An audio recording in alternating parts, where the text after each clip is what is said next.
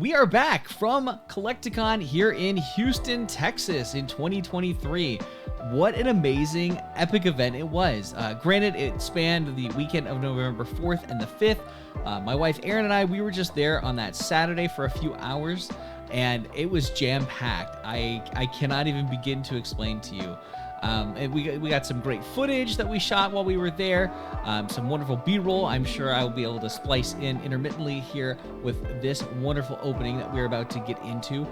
But if you are a people person and you thrive being in that kind of a setting around other people and meeting other content creators, for example, or just other Pokemon card collectors, this is the place to be. It really is. It's like your paradise on earth. It really is. There was vendors and booths set up all over the convention room floor at the George R. Brown Convention Center. It was jam-packed. There were so many people there. Though I didn't feel smothered. I mean, there were some instances, especially during the Steve Aoki concert, because shout out to him. He was there. That was amazing. That was really cool to get to see him perform, where you kind of had to like nuzzle your way through when everyone was packed in like sardines to get close to the stage to see Steve Aoki DJ his awesome show. But other than that, it was kind of just weave through the crowd and have a great time. It was very similar to an extent to the TCG convention that Aaron and I went to in February of 2023. And so thankfully, a lot of the same principles kind of applied to this one that we learned from that one, if that makes any sense at all. For example, cash is king.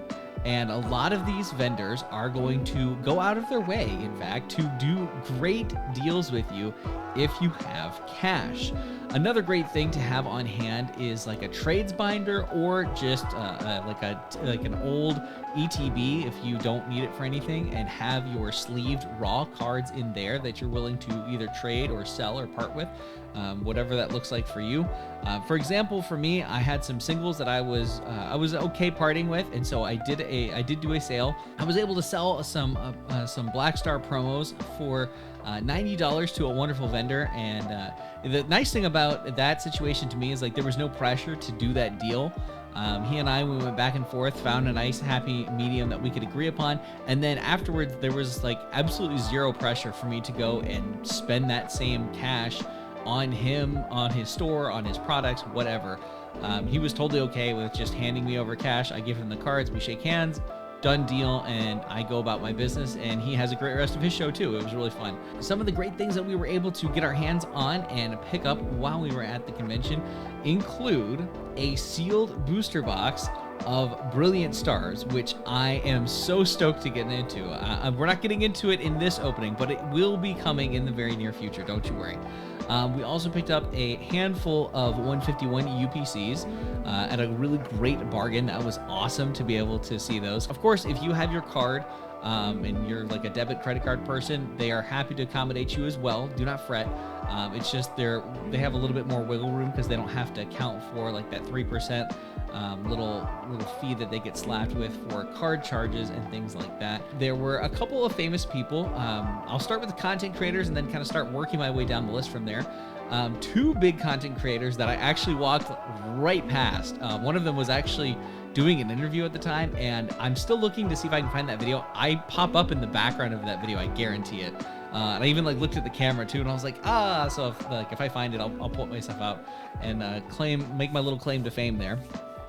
But so the two content creators that Aaron and I got to walk right past, and they were right next to each other at the same time, which is cool, was Dr. Applesauce from YouTube, of course, and then Pokey Chloe, who's also very wildly popular on YouTube, and she's also on all sorts of other platforms too. One of my other favorite parts, though, they had a ton of voice actors that were also there, as well as like you had the performer of the original Pokemon theme song. Immediately next to his booth was Veronica Taylor.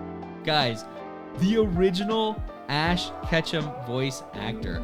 How amazing is that? Now, I gotta say, right as we were leaving, I was gonna hop in her line because her line looked really short. However, I did not see the sign that said, "We'll be back at 3:30 p.m." What was really cool and completely unplanned, I promise you, I did not try and stalk her. As we were walking out and leaving for the day, she was like taking a little lunch break or just stretching her legs and trying to, you know, get some fresh air out of the convention center. She and her team, we were walking out of the convention center. My wife pointed her out to me and was like, hey, isn't that her? Isn't that Veronica? And I was like, oh my gosh, it is. And she was about maybe, I don't know, 5-10 feet away from us. And so I didn't want to harass her. I didn't want to bug her too much, but I just called out to her and said, Veronica, we love you. And she stopped dead in her tracks, turned around and was like, oh, thanks. I love you too. Verbatim, I kid you not. I don't have it on film. I really wish I would have hit the record button to see that quick little interaction. It was probably maybe 5 seconds, but it meant the world to me. So Veronica Taylor, if you ever happen to see this, which I doubt you will, but if you do, thank you for all of the hard work and all of the patience and all the effort that you put in to enlightening all of us to the life of Ash Ketchum and bringing that character to life and just bringing us so much joy for all the years that you were involved in that project and playing that character. It truly meant the world to me growing up as a kid, and I know I speak for so many others when I say that. So thank you, thank you, thank you. Shout out to Veronica Taylor. Whether it's this year or some other year in the future, go check out a Collecticon near you. It is a bunch of fun. Alrighty, so with our wonderful Collecticon recap out of the way, something that we did pick up there, in addition to the Brilliant Stars sealed booster box and the few 151 UPCs that we got our hands on, is 8 loose packs of Obsidian Flames. So we are going to get into that and see if we can grab anything out of these packs that we need left over for our Obsidian Flames Master Set. So here we go.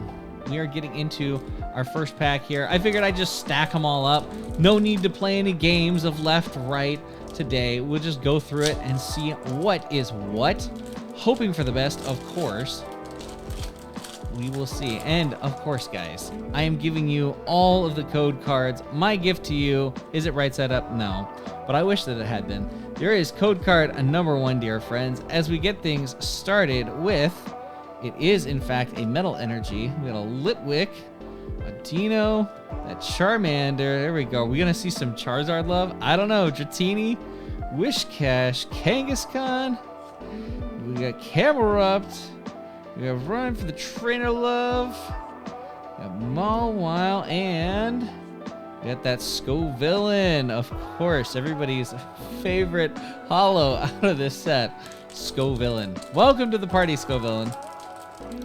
For those of you who are new to the channel, welcome. My name is Josh here from Team Kyber. We are all about Pokemon cards here at the channel. Of course, you've heard me do a lot of rambling about Collecticon here in Houston, but we don't always go to conventions and things like that as we give out the second code card.